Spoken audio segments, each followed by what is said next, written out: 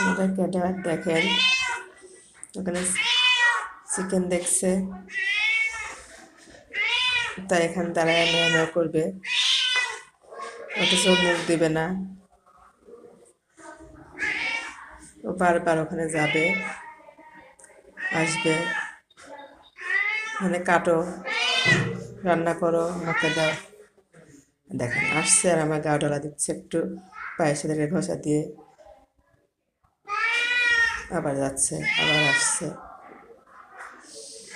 কোনো কিছুতে মুখ দেয় না। ওখানে অভিযোগ, কখন থেকে রেখে দিছো, একটু কাটো।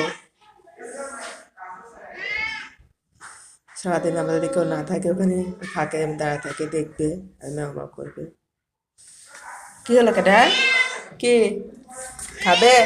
চিকেন খাবে? হ্যাঁ, চিকেন খেতে হবে? হ্যাঁ, চিকেন খেতে হবে? দিচ্ছি না, কি এটা কি খাবে? চিকেন কি খাবে তুমি? দেখেন চিকেন দেখে ভয় পাচ্ছে, সরে যাচ্ছে। খাবে চিকেন, খাবে? হ্যাঁ, খাবে চিকেন? খাও। পালাইছে, আমার পিছে চলে গেছে।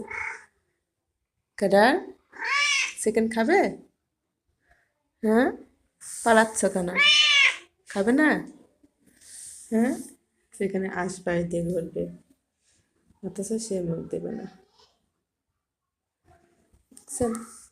সুখে চলে যাচ্ছে আমাদের বাড়িতে পোষা প্রাণী।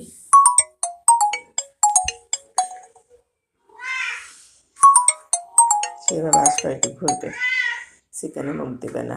অনেক বিড়াল আছে, কোনো কিছু রাখলেই খেয়ে নেয়, মুখ দেয়, কিন্তু আমাদের একটা তাহলে যেমন সবসময় দূরত্ব বজায় রাখবে।